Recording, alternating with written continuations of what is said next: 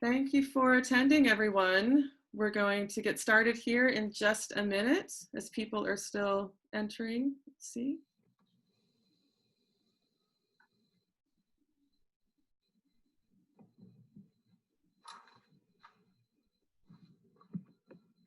Okay. Well, thank you for being here tonight, excuse me. Everyone, to our panelists and also to all of the attendees coming from all over the place. My name is Jessie Jones and I am the volunteer coordinator with Coastwatch, and we have been broadcasting webinars about the coast region in the last 2 to 3 months. Every Wednesday, we have a different guest or a panel from around the region. And tonight we are going to be talking about Rocky Habitat Management Strategy Update. And we have a number of people to introduce tonight, but I'm going to say a little bit more about Coastwatch before we get started. And once again, I just wanted to thank you all for coming. Coastwatch is a mile-by-mile beach adoption program in Oregon. And we work to introduce people and volunteers to the coastline and to get really familiar with their coastline by doing surveys with Coastwatch 4 times a year, and then working with other scientists and universities in Oregon, Washington, and California on all kinds of monitoring projects such as sea star observations, marine debris surveys, beach mammals, the king tides. And we will be broadcasting all of our webinars that we've had, which we've included training webinars, on our YouTube channel, so keep a lookout for those. And if you would like to become a volunteer, please contact me to learn more about our program and all of the partners that we work with, some of who are on this call with us tonight, on this show with us tonight. One of our first guests that I'm going to introduce is Dawn, and Dawn is with the Audubon Society of Lincoln City, and Dawn and Margaret Minnick and I are all working in different ways on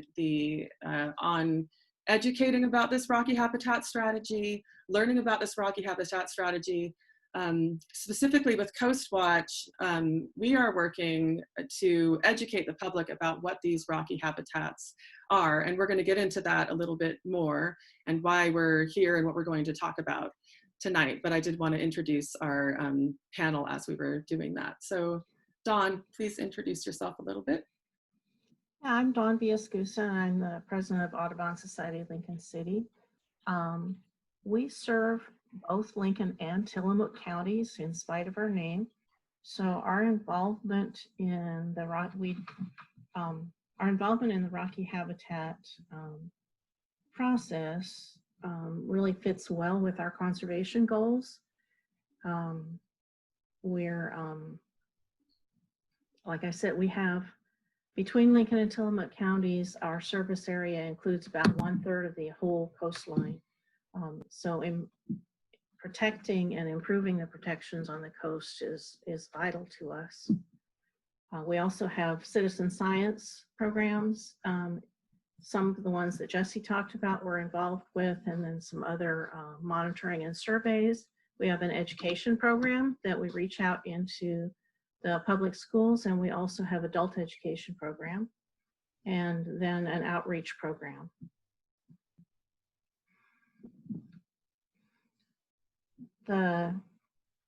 One of the questions that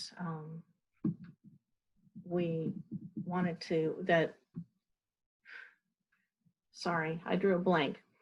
Why Rocky Habitat? Why did we decide to become involved in the Rocky Habitat process, management process? And I kind of went back to the goals that DLCD published. The goals of updating the sea plan are to maintain, protect, or restore Rocky habitats, implement a holistic management program, enhance appreciation and foster personal stewardship of our Rocky habitats, improve our knowledge and understanding of the ecosystems, and ensure that the resources and habitats are holistically managed. In other words, they're managed in such a way that we still have the ability to use and enjoy them while still protecting the wildlife and the habitats. So we're really hoping to identify, we just hired someone to help us part-time. We're hoping to identify the areas we want to focus on. We already have some in mind. We really are looking for people who are interested in helping us out in this project over the next 6 months. Thank you, Dawn. Okay, next I'm going to introduce Margaret Minnick, and I think I didn't say Dawn is located south of where I am. I am in Astoria. We are all coming together tonight from different parts of the coast. So when I do call on you, please say where you are. And we're going to Margaret next, and Margaret is also in Astoria. And Margaret, I'm not quite sure how to make you show up on the page right now. I've never had a panel so big before. Oh, that's okay. Maybe when I talk, I'll pop up. Oh, there, I figured it out. Arrow down. Okay. So I'm Margaret Minnick, as Jesse said, and I am from North Coast Rocky Habitat Coalition. So what I'm doing is working on developing a community group and site proposals, and I'm focused on the area from the Washington border down to about Garibaldi or so. So that's all of Clatsop County and then the northern part of Tillamook County. I also work for Friends of Cape Falcon Marine Reserve, so some folks in the audience might know me in that capacity as well. Dawn and Jesse did a great job of describing kind of why we're involved in this work, so I won't repeat that, but if anyone on the audience is interested in helping out with developing site protections on the North Coast in any capacity, I just urge them to contact me, because as Dawn said, we're looking for community members who are interested in getting involved and doing some research and helping us out. So that's it, and I'll kick it back to Jesse. Thank you, Margaret. Thank you very much. Okay, let's see. So we're taking kind of a long time to open up and talk about rocky habitats tonight, because we're also meeting the people who are working right now, and meeting Dawn and Margaret and I are meeting about once a week and talking about this process and what makes these areas so incredibly special, how many of them that we have been to, how many of them are in our state here. Over 41% of our coastline are rocky shores, which is amazing. And the majority of those actually reside down on the South Coast. And Oregon Shores, the organization that I work for, and Coast Watch, the volunteer program, do spend a lot of time, and we're supposed to be spending a lot more time doing outreach and education down in that area in April, May, and June. So we're sad that we are not down there, but we have some strong partners down there. And there's a lot of exciting places down there that we can talk about tonight in terms of designations, if we would like to. Also, I wanted to let everybody know that's listening tonight, 1 week from tonight, some of us on this call will be back right here if you want to come back and ask more questions and learn more about this process. So I just wanted to show a slide of Oregon Shores Conservation Coalition, and they will be working to help those who would like to propose kind of on the technical pieces of those, as well as will one of our guests tonight, and just helping groups come together that would like to make a proposal. You can contact Oregon Shores about that. Okay, so here we are back again to some of our guests who I have not met in person before, but I did want to also just go back a little bit more and talk about what we're really going to be answering questions about and learning about tonight and going over the next few months is about this Rocky Habitat Management Strategy update. What is it? Who's involved in it? And what are we looking for going forward?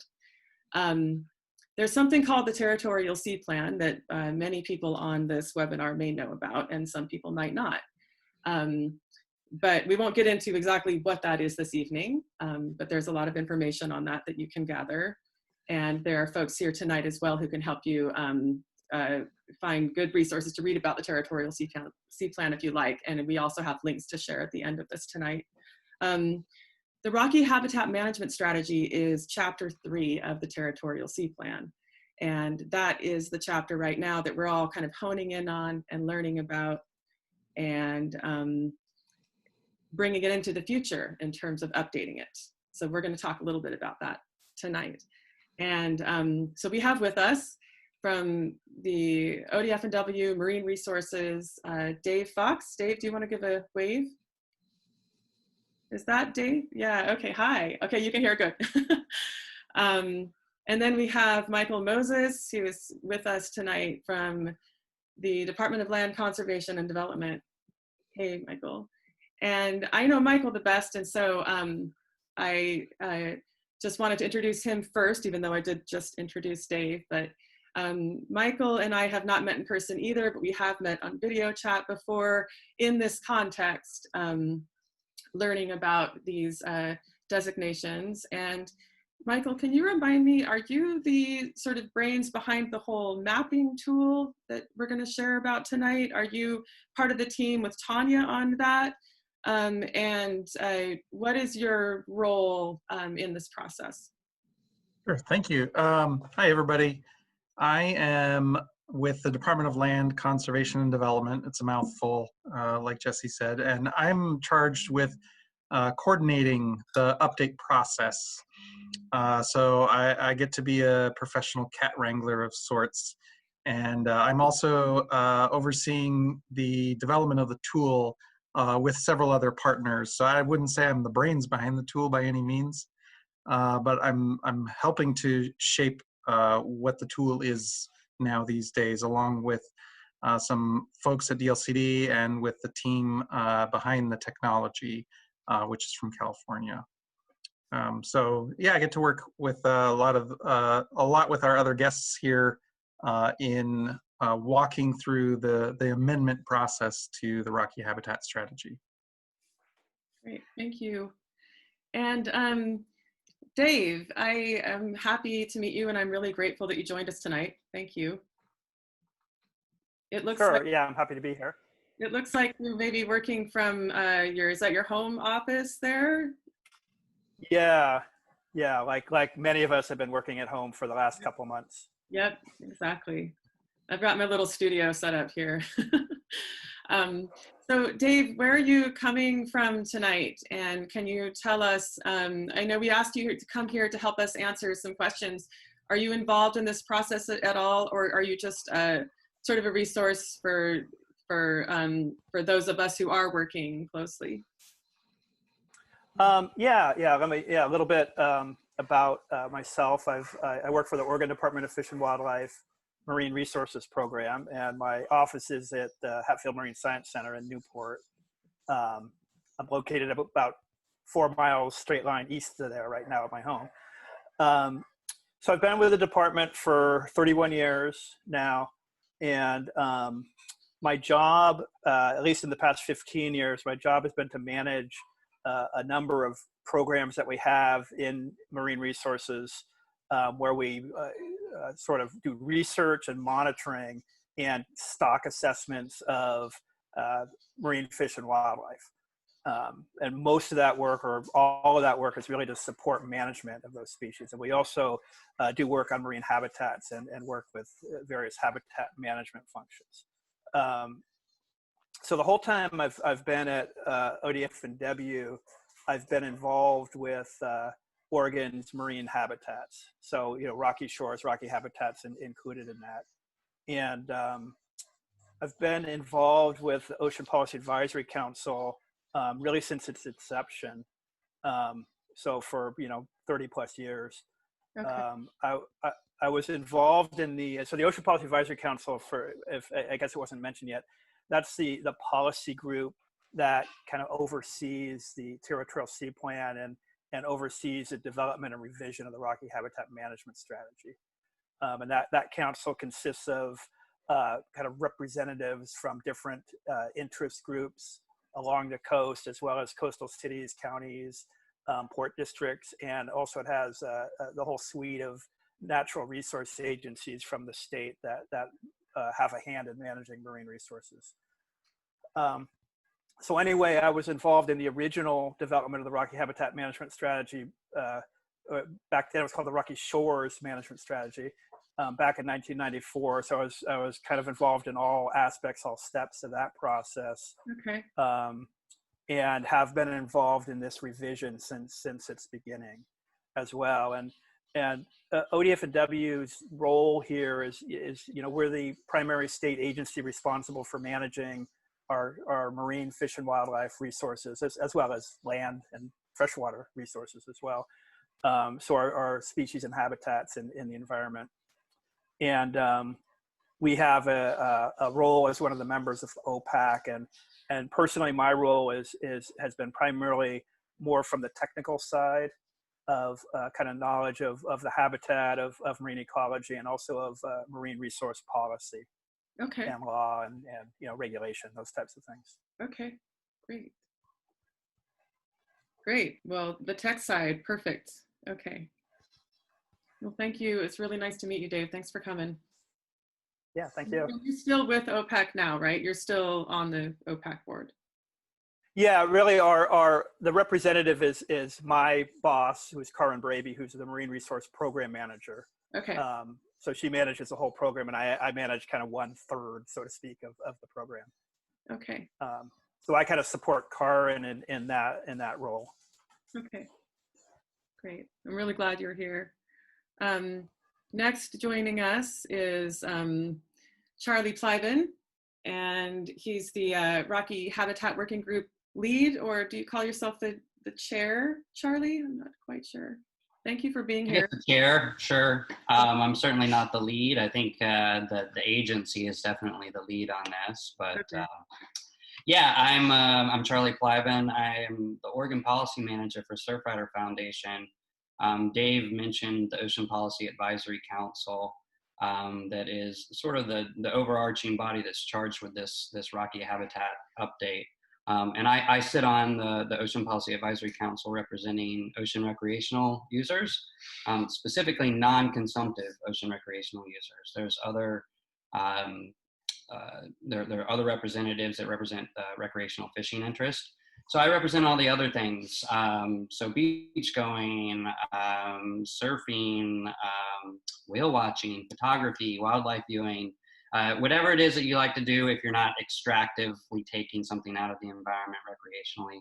I represent you on OPAC. So that's a good note to a lot of the coast watchers probably, that I represent you on the Ocean Policy Advisory Council, and you should reach out to me if you have interests that are not being represented or you would like to be represented. I was given the task within OPAC to chair the working group for the Rocky Shores, or now Rocky Habitat Management Strategy. And as Jesse sort of mentioned before, the importance of the Rocky Habitat to Oregon's ecosystems, our natural resources, but also to ocean users. Rocky habitats play a pretty important role, and so there's a chapter of the territorial sea plan dedicated to that. We are updating that now. It's a 3-phase process, and we're in the 3rd phase now, technically. The first couple of phases were dedicated to updating the policy and the language within the strategy itself.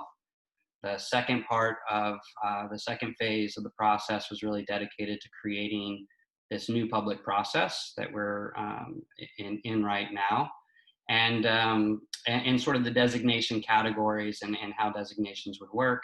And then finally, we're in the 3rd phase here, which is the public proposal period. And this is, I should mention, the initial proposal period. This is the first time we've ever done this. So there's a new tool that Michael or Moses mentioned that allows the public to select certain areas and put in forward proposals. Those proposals can be alterations of existing sites. They could be new sites, you know, any sort of combination thereof. And so this is a new process. So we're doing an initial proposal period here through December. And then once we've evaluated that and gone through the process of evaluating those proposals, we'll probably move into what we call the maintenance proposal period, which is kind of forever ongoing. So this is really the beginning of us learning about a new public proposal process that will be open for hopefully ever. This kind of spans a new area for OPAC and for the Territorial Sea Plan, and having this ability to adaptively manage a little bit. Thank you so much, Charlie. You said a lot of what I was going to say later on, but thank you very much for that. And also for mentioning that, and reminding me to mention also that this is a pilot process, from my understanding. So it's the initial process, but it's also a pilot process. And I wondered if you wanted to go into that just a little bit so that we can take questions, but that's, it'll be evaluated in January if it worked, kind of, and then the maintenance begins. You want to talk about a pilot? Sure. So again, this is new. We don't know as a working group, which, the working group that contains both myself and other members of OPAC, as well as representative from various different stakeholder interests. So we don't know whether or not we're going to have 3 proposals come in or 300. So given it's a new process, we're really going to learn, what worked for the public, what didn't work for the public, what's useful about the tool, how do we evaluate what moves forward. This is all new territory for us. So we really decided that we needed to camp what we're calling the initial proposal period, because anything that happens is real. It's not like a pilot in that they're not gonna, these are not real proposals that will be grounded in evaluation. Okay. But it is initial in that we'll be learning, and we don't know what we'll be able and what we'll have the capacity to fully evaluate, and how that will be sort of what that'll look like on the back end with the Ocean Policy Advisory Council, as far as how much time they will need. Right. For the public, it's important to understand that there is limited capacity within the working group. And so we're all going to be trying to share and provide resources to help everyone as best as possible. But the working group recognizes too that, there's limited capacity within the public. That's one of the reasons why I think this initial proposal period is important, is for us to really understand some of these things. Well, exactly. And I think that, speaking to that there are groups like Dawn's group and Margaret's group and Oregon Shores. Coast Watch saying is the educational kind of side of that. But there are groups working toward this effort to create proposals now in this pilot process, which you said would be real if they were accepted. And so I know that scientists and experts are wonderful resources and can be of help. So that's one of the reasons why we're doing this too, is to introduce these groups to people and to the people that are working in these areas. Dawn on the Central Coast, Oregon Shores on the South Coast, and Margaret on the North Coast. But that's all super good information. Okay, so one more guest to include really quickly and talk about is Roy Lowe. And Roy Lowe gave a fantastic presentation via Coast Watch, but in partnership with Dawn and Margaret, part of Audubon Society, Lincoln City Audubon Society's On the Rocks series, which they had created before quarantine hit. And Roy was going to be speaking on June 10th in Lincoln City. Was that right, Roy? Were you going to speak at Lincoln City? It's Pacific City. Pacific City, okay. And that was Dawn's event. And we put a lot of things online, but one of them was Roy's, and that was just a week ago tonight, and it was wonderful. And Roy is the past manager of the Oregon Islands National Wildlife Refuge, and just has an incredible wealth of knowledge and some of the most beautiful photographs that I've ever seen of these rocky habitats, and the incredible abundance of bird life and a lot of mammal life too that occurs in these islands, but also closer into the rocky shores. And so Roy has joined us tonight. If anyone has any questions about the amazing bird life and other life that you see in these areas, and just a lot of other things. If you wanted to say anything, Roy, you can. Otherwise, Roy is available for questions. Yeah, just to say that I worked along the Oregon coast for 29 years, over 29 years, did over 100 aerial survey missions, surveying wildlife, and I've been along every part of the coastline by boat. So I'm very familiar with the entire coastline. So I'd be glad to share my knowledge with folks. Yeah, and Roy is available for questions going forward. So you can contact Margaret, or you can contact Dawn or myself, but Dawn would be a great contact to talk with Roy and ask your questions. So speaking of questions, if any of you do have questions, you can either raise your hand, or you can ask a question in the Q&A, and you can also ask a question in the chat. And so I will leave that open for all of you. And then we have a couple of kickoff questions, but I also wanted to say a couple of more things here before we get into those kickoff questions. This is, I don't know if this is the most recent view of the website, but the last time that I got on there to look up some things, this is the Oregon Ocean website, and there's a lot of links and helpful information in here. So I wanted to show that to all of you watching, to make a note of that this is just, this website is a great resource. And this is a photo of Tillamook Head, is that right?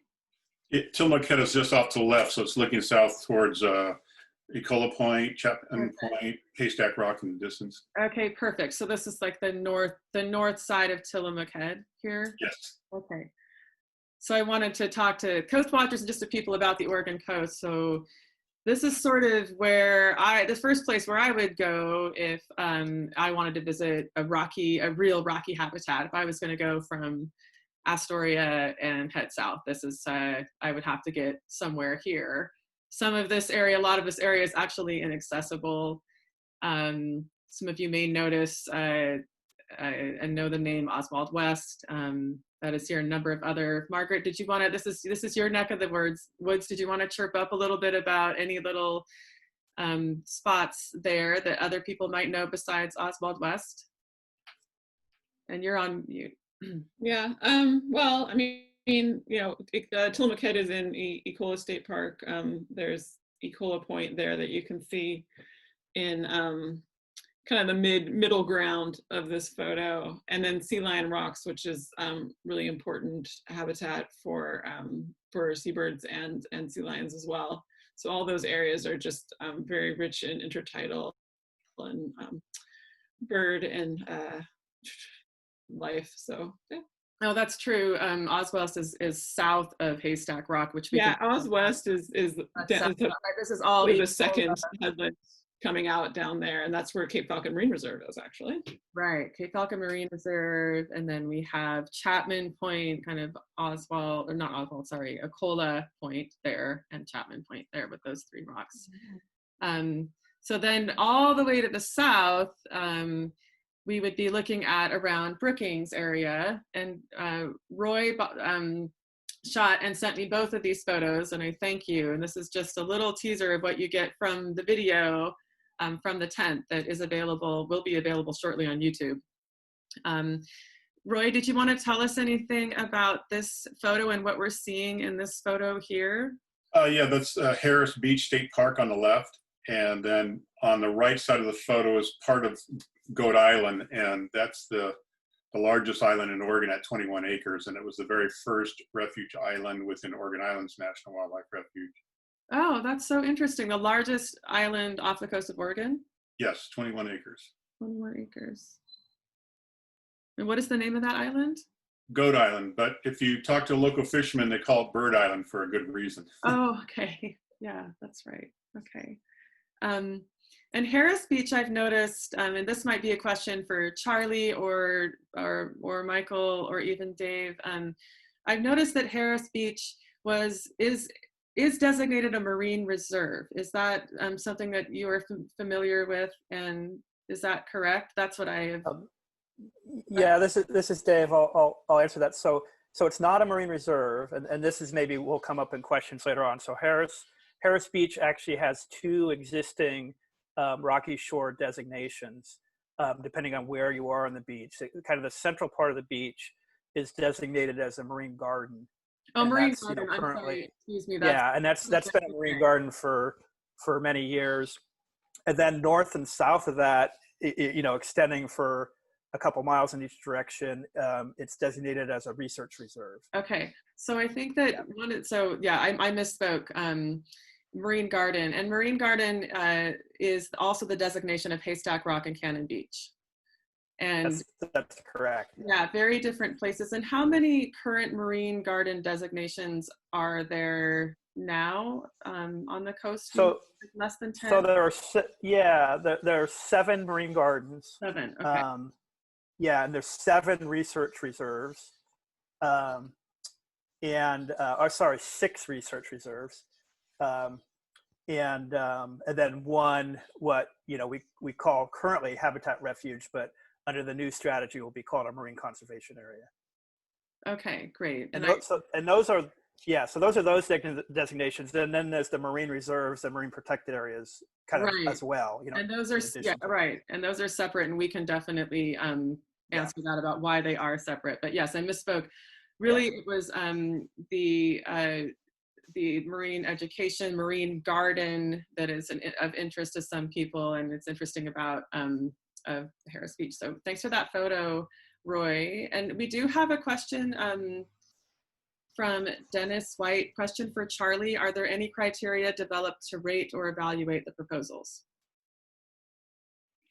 That's a great question. That's part of what the working group will be working on during the phase 3 here. So as the public is working on development of proposals, the working group is going to be working through sort of the criteria for how to evaluate those. So there is going to be some sort of high-level analyses done that will help inform our criteria. Just generally speaking, from various rocky habitat coast-wide, that will give us some assessment. But in completeness, obviously, we've tried to build the proposal in such a way that that it will take people through the process of really fleshing out a lot of the things that we would be fleshing out in the evaluation. So the short answer is, we don't know yet. We have ideas and we're working on that. But right now, what is in the sort of proposal form and the completeness of that is the best indication I can give you for criteria. Moses, I don't know if you wanted to share any more, if you had further thoughts on that, given that's one of the early products or projects that you'll be working on. Yeah, well, I think you about covered it, but yeah, that's something that the working group's looking to develop, particularly over the next few months here in the summertime. And so hopefully we'll have a much clearer picture as far as how the process of review and evaluation itself is going to work. And so that's one of the goals of piloting the process first off before we roll it out. So stay tuned for the next couple of working group meetings to be announced and scheduled. Yeah. Thanks for your question, Dennis. Thank you very much for your question, and continue to stay tuned and to be a part of things if you would like. Okay, so no questions at the moment. Feel free to raise your hand or ask a question. Oh, here comes a question. Let's see. How are all of the coastal designations distinguished from one another? Can any of them overlap? Super good question. That sounds close to one of our backup questions. Yeah, and maybe we could also use that as an opportunity to track how they match up with the previous designations from the 1994 plan. Right. Like maybe using marine education, marine garden as an example or something like that? Or does anyone have a better idea? I think it would be helpful to ask some of our initial questions, Okay. like explaining what are the new designations and how do they compare with the previous ones that Yeah. fit right in with this. Yeah, like I think just go through each one and explain it. Okay. All right, Charlie. I'll take a stab maybe at starting this conversation, and I'd like to have Moses and Dave maybe join in where appropriate. I'll talk first about what's in front of us right now, and the reason is that what we had before was confusing. It's one of the reasons why we changed the sort of the designation categories. Is during phase one we did a big sort of public survey and questionnaire about these special places. And by and large, what we got back was a lot of confusion, particularly between federal designations and state designations. That was one of the biggest confusion points. The state had designations that were never implemented that were called habitat refuges. The federal government had implemented wildlife refuges, which sound very similar, but are different. And they had done that, as a completely different and separate process for similar reasons. But it's something different in itself. So there's a lot of confusion, is what we learned. And so moving into this phase two, what we really determined was that we needed to be very goal oriented with our new designation categories. And they needed to match up not just with the Rocky Habitat strategy, but with the public's understanding of that strategy and the major goals within that strategy. So what really popped out was research, education, and conservation. Those were some of the driving factors around why these areas were designated in the first place. If we look back at marine gardens and what they were historically, and research reserves and habitat refuges, it's really a hodgepodge over time of intent. All, I would say, aligned with the Rocky Habitat strategy, but not as clean as how we've organized them now. So the current designations as they stand, marine gardens is, oriented towards with an education goal. Research reserves oriented with a research goal in mind, and then marine conservation areas is sort of what has taken the place of the confusing category in the past of a habitat refuge, and more clearly defines its intent, which is conservation as the goal. So that's what's in front of us now: marine conservation areas, marine gardens, and then research reserves, with research, education, and conservation being the goals respectively. I'm not going to talk a lot about what was, and if we want to get into that, Roy or Dave would probably be better about talking about how that happened over time. Roy would probably have the most expertise with U.S. Fish and Wildlife Service, but obviously has intersected with all of this work over time. So those are giant minds right there for digging information of natural history, but also just process of these designations historically. Yeah, and as we're learning about them going forward, all of us, and the amazing natural history and physical history and the amazing biology of these places, we will learn a lot going forward about these places. But yeah, knowing the 3 designations and hearing about that now as they are, Charlie, is super helpful. Thank you. And Dawn, we can keep kind of going forward and through. Could I just add a little bit to that? Sure. Yes. I just wanted to mention, that, because you had asked a question earlier about, what is there now? What is Harris Beach, for example, now? So, we do have existing marine gardens, research reserves and what will be a habitat or a marine conservation area. So those existing ones that are in regulation right now and have been for many years will move forward in kind of their same designations, under this new Rocky Habitat Management Strategy. Mm-hmm. So those, 14 sites will move forward as they are. And they won't need a proposal.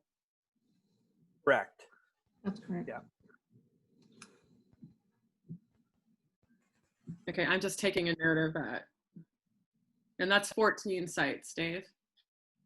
Altogether, yeah, like I said, I think 7 marine gardens, 6 research reserves, and Okay, 1. so let's just take marine Harris Beach. conservation. Let's just take Harris Beach, just for example, just so people can understand. So this is an example. So right now is a marine garden. That's its the central part of the beach. Yeah, central part of the beach. correct. And then moving forward, it will be a marine Garden. research and education area. Education. Marine education. It's still a marine garden. Yeah, We did not change the name of marine gardens because they are so familiar to the public as gardens. So we retained that name. Okay, thank you. yeah. I'm confused about that. Good to know. And just to mention, just an anecdote, I guess. Several of these sites, they were first actually designated by the state in 1962. So we're looking at, there's like a 60-year history of these sites. So even the 1994 plan, in my mind, is relatively new. And obviously the current plan's even newer. So that's one of the reasons why, as Charlie said, we wanted to keep that name Marine Garden. It's been around a long time. Okay, good. That's kind of news to me. The other thing I wanted to mention really quickly, and maybe Charlie or Mike or Moses, correct me if I'm wrong. So I said those sites would move forward in this plan as is. But if someone wanted to make a proposal to change something about it, change one of those things, that proposal would be obtained. Okay. That's a potential proposal.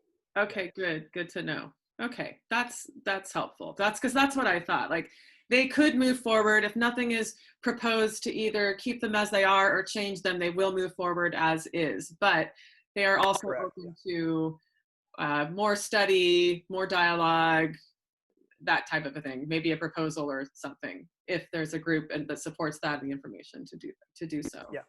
Okay. Thank you. Okay. Dawn, did you want to? Just a couple of other things. One of them is just a simple question: where, if people wanted to see a map or information about what's currently protected, is there somewhere they could go to find that information? Not just these Rocky habitat protections, but like marine reserves and other types of protections. I can answer that one. Okay. The new Rocky Habitat web mapping tool that we developed for this process, which is at oregon.csketch.org. I don't know if maybe we can get that up on the screen at some point, or I'll drop it in the chat. But that new tool, it's kind of set up like any other mapping site that you've probably used, like Google Maps or something like that, where you have a map viewer, and then we have a panel on the side with a lot of functionality built into it there. And one of the functions that we built in is a whole catalog of data layers that you can check a box and populate some visual information onto the map. And several of the data layers there contain what you're asking about. So we have a layer that has all the marine reserves and marine protected areas in it. We have a layer that has all the currently designated Rocky habitat sites. So our marine gardens and research reserves that we've been talking about in these things. So you can see those together or independently on the site, and there's a little bit of site information attached to those locations in the map viewer. So I would definitely, if you want to visualize where things are at, and as well as all the entire other catalog of information we've curated for you, I strongly recommend looking at that for quite a while as you're thinking about your proposals. Yeah, and I definitely second that. I'm going to share my screen again. thank It's actually fun. You can get around and play in it. You can click on the layers, and as many of you know, there's at least one webinar, the February webinar, where Michael, you kind of talk about this tool, right? And we have that. Coast Watch and Oregon Shores have connected that to our website, and so have our partners as well. So any of us can send you a link to that webinar to get in and play with this tool, which is pretty interesting. Okay, it looks like Michael just posted the link in chat, so thank you. Yeah, Thank you. I might drop some other links in the chat throughout too, if need be. Okay, great. And just one other question, and that has to do with, I guess, the geography of it. How far out in the ocean and how far up the shore does this go? Don, that's a great question. I'm glad you asked that. So, you know, the Rocky Habitat Management Strategy is Chapter 3 of the Territorial Sea Plan. So the Territorial Sea Plan is the state policy and management plan for the territorial sea, which is goes out to 3 miles from the shoreline. And for rocky habitats, we're kind of pushing a little bit inland slightly, in that we're going up to this what's called the statutory vegetation line, at least as far as how we define some of these habitats. The statutory vegetation line is generally considered to be a 16-foot elevation above sea level. So, or wherever that line of vegetation begins on the beach. Okay, great, thank you. Don, if you take a peek in the early section of the part 3, there's a nice sort of graphic that sort of breaks down the different sort of categories of the rocky habitat that we think about. What's unique now, you know, you heard Dave say before, he used to call this the Rocky Shore strategy. It's no longer the Rocky Shore strategy, it's the Rocky Habitat strategy, which means it's not just the rocky shoreline, but it's also subtidal rocky habitat. So that could include rocky reefs and submerged rocky areas. And that would be in other areas. And then we also have sort of offshore rocks and reefs, or rocks that are above water. And so those are sort of categorized or thought about a little bit differently. And so we have these sort of 3 distinct areas of rocky habitat within that territorial sea. And now it's not just that shoreline area and intertidal area, but it's subtidal and even further out that we're considering part of the strategy. Great. Thanks, Don. We have a message or a question from Joe. How will ecological connectivity of designations be considered when submitted proposals are reviewed?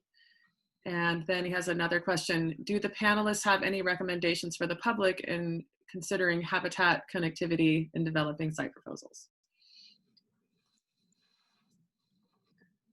Anyone have any thoughts about that? I could give it a stab. Let Dave go.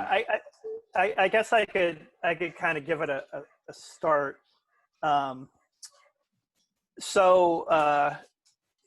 know, our knowledge, kind of detailed knowledge of habitat connectivity among kind of sites along the Oregon coast isn't really that good. We're trying to develop more. So we could think of things like, say, some gross level differences in different parts of the coast. For example, Cape Blanco is often thought of as a kind of a break in the biology and of the marine environment. So we would think of kind of south of Cape Blanco as being a group of sites, and north of Cape Blanco as being kind of a separate group of sites. So that's one way of thinking about it. We're also working right now with scientists in California to try to develop and kind of extend a connectivity model that was developed for the California coast into Oregon. And that's specifically looking at how ocean currents affect the the movement of larvae of various organisms among sites along the coast. So they've done that for California based on habitats, a habitat-based model. And we're working with them right now to extend that into Oregon, to look at connectivity within Oregon and also between California and Oregon. It's unclear if that information is really going to be available kind of in time for this particular process. If it is, it'll be like toward the end of the process at best. You mean of the of this first, kind of phase of our first pilot process. I forgot what it's called, even though I've been involved in it all along. Initial. Initial. Thank you. That's a good word. Initial process.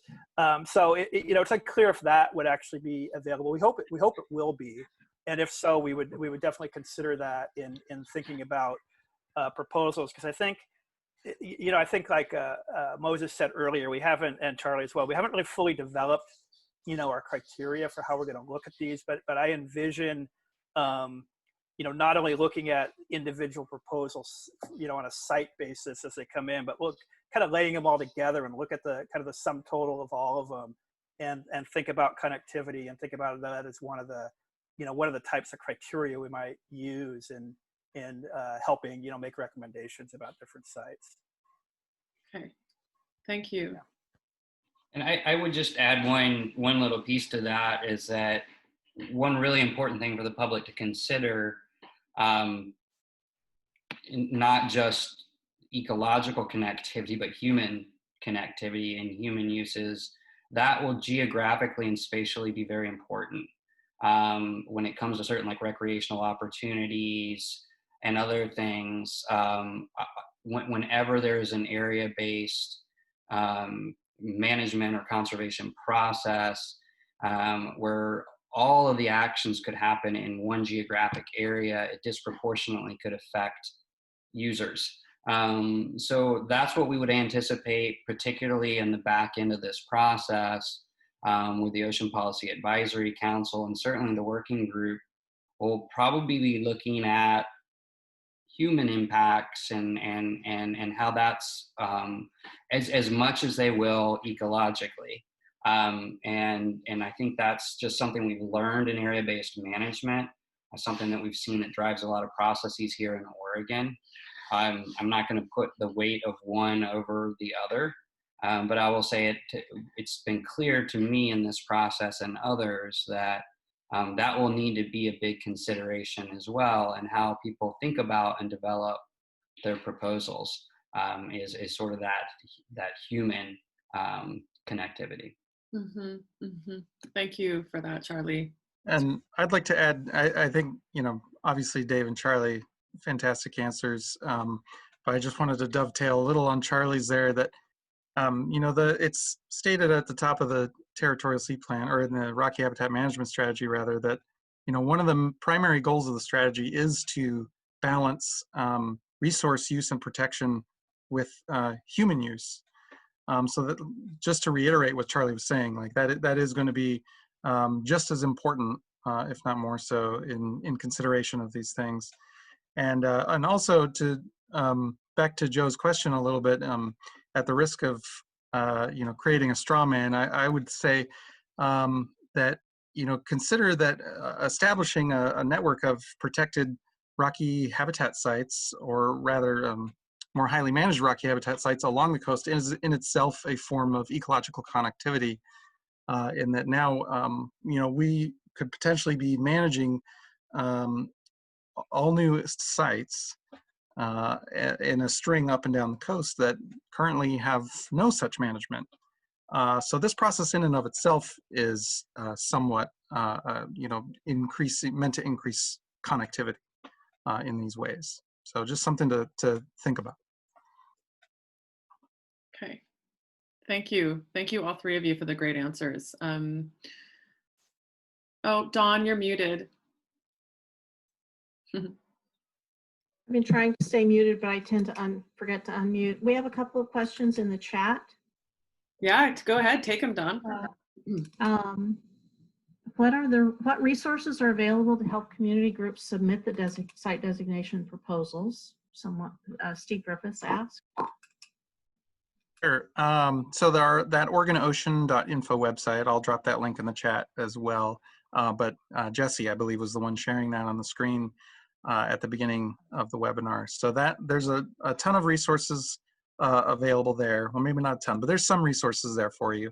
The webinar recording was mentioned, and in that recording, I kind of gave a presentation on the background for this process, what the process kind of looks like, where it's heading, and then I spent half of the time kind of doing a live demo / walkthrough of the tool itself. So thinking hopefully that'll, for those folks who are a little more tech savvy, that might give them the push they need to understand how to use it. But if you need more help, I did develop a user guide and proposal walkthrough that's also available on the website. So a lot of that was borrowed from the C-Sketch platform folks who helped us develop the tool. But then at the back end of it, I try to offer a little more context and explanation and background for a lot of the questions that you'll encounter in the proposal itself to hopefully head off some of the confusion that folks might encounter. We also, let's see, what other resources do I have available for you? We also have a frequently asked questions document for this process that might be useful, in an informational one-page flyer for folks as well. In addition to all of those resources, I myself am available to answer questions and help people with their proposals if need be, if they have questions about it.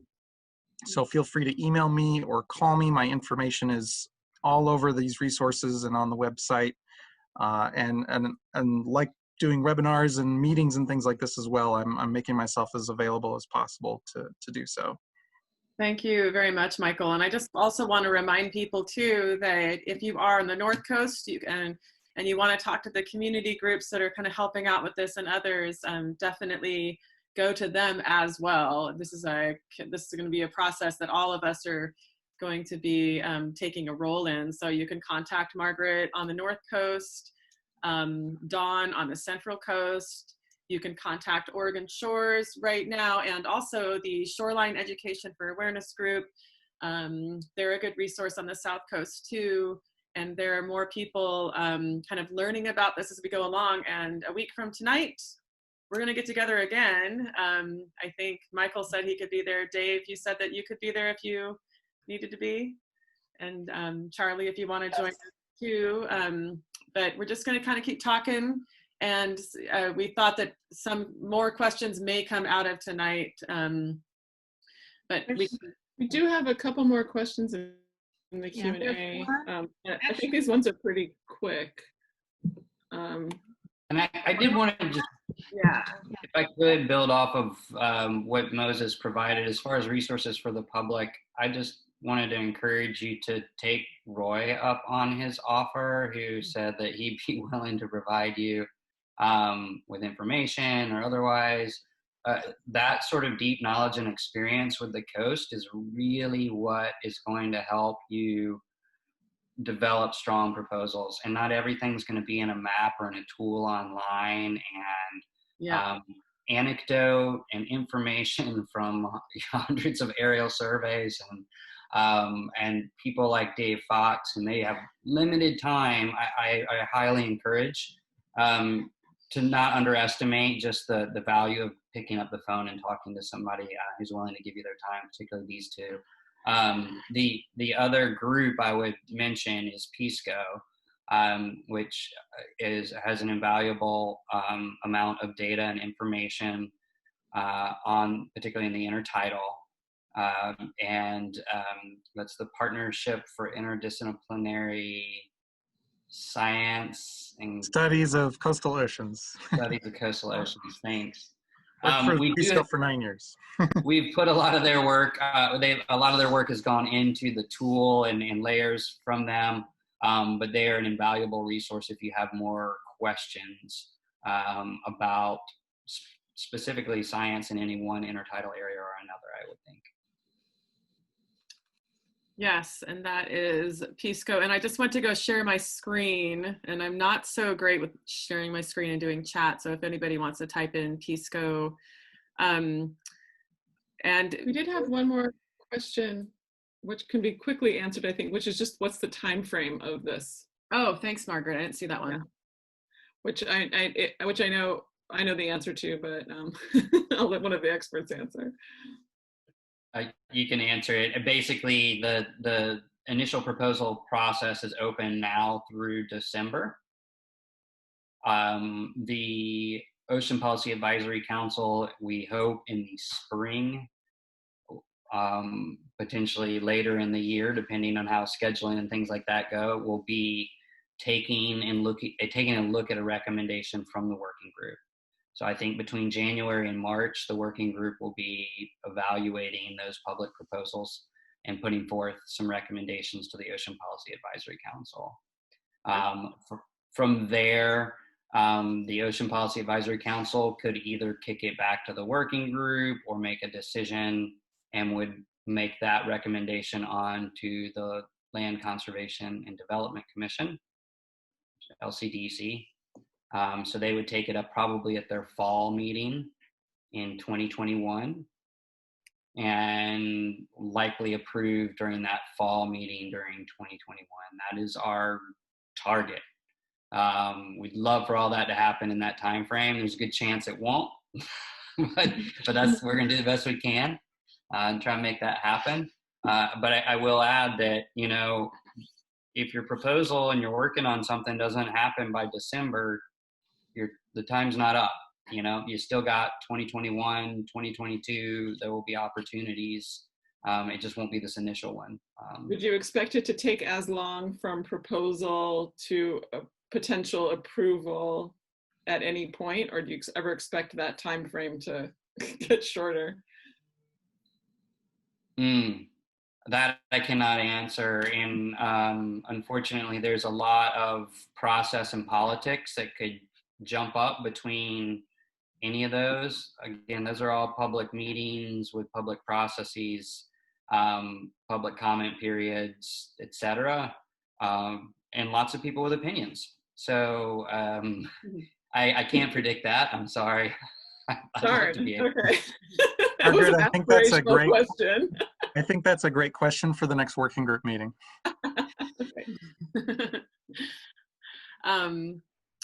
We have one more quick little, well, it's Dennis's question that's been hanging out that we sort of already answered, but he's asking if any of the designations can overlap.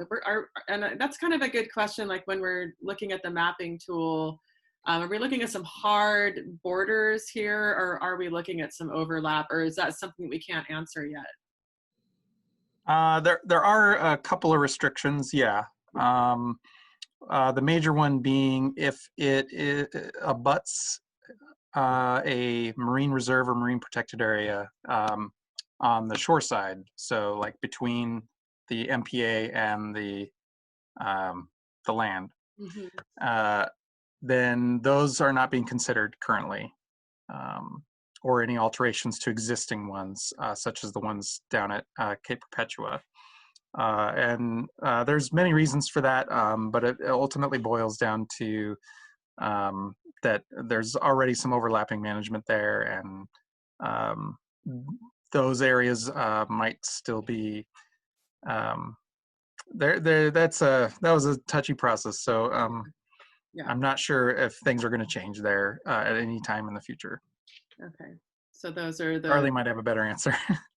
Well, I would just say that in the Marine Reserve Program was established through, via OPAC, but at the end of the day, it's a statute that drives that program, and there's a budget and an evaluation tied to that, and so we don't want to interfere with what is considered an experiment, more or less, through that program, I guess, during this evaluation period. I think was probably one of the cleanest explanations for that, but and cause greater confusion for the public. to be fair, because there's a lot of confusion. Yeah. Well, great. We've come to the end of our hour. It looks like we've answered all the questions. Like I said, some of us will be here next week.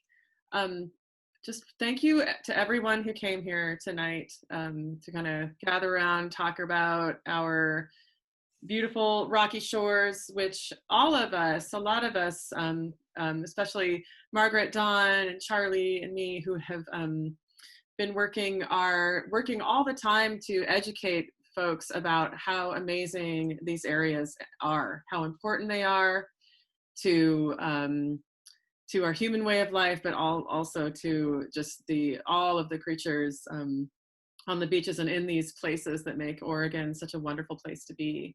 So please come back next week if you want to talk more about rocky shores. We may have some new questions to put forth, but we wanted to have kind of 2 in a row, as June has been the kickoff month for this process. We wanted everyone to be aware of it in this time when some of us, I know that Dawn, Margaret, and I would all be out in the communities speaking to you all about this. Indeed, Margaret and Dawn already have a lot before this happened, and we will continue to do so. So thanks a lot for coming, Michael, Charlie, Roy, David, and Dawn and Margaret. Great to see you. And this has been recorded for any of you who would like to watch it at a later date. Just let me know. And again, if you want to get in touch with any of these folks and you didn't get their names, just give me an email or a call. Thanks, everybody. Have a good night. Thanks, everyone. Thanks. Thank you. All right. Thanks a lot. Bye.